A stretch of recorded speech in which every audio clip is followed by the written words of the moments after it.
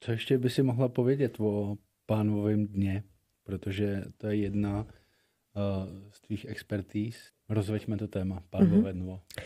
Pánové dno je, ako vravím, vstupná brána k ženskému zdraviu, ale celkovo k zdraviu človeka. A výstupní brána človeka. Áno, je to jak vstupná, tak výstupná.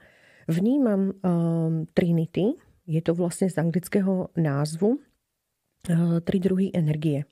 Je to pánové dno, je to srdcová oblasť a je to naše vedomie, ktoré sídli v hlave. Pokiaľ táto Trinity nefunguje v určitej harmónii, samozrejme vznikajú nejaké výchylky a naše telo sa začne brániť a komunikovať. Niečo nie je v tvojom živote v poriadku. Nejdeš v súlade so svojím bytím.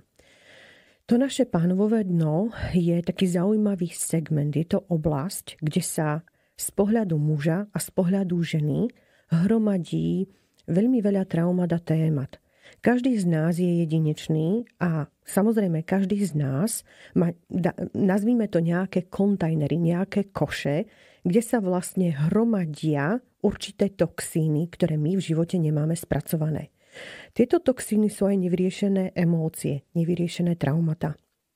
A pánové dno je taký zaujímavý segment, ktorý na rozdiel od ostatných orgánov alebo svalov, kedy vlastne náš sval reaguje buď, že sa stiahne, alebo že ochabne, tak to pánové dno dokáže oboje.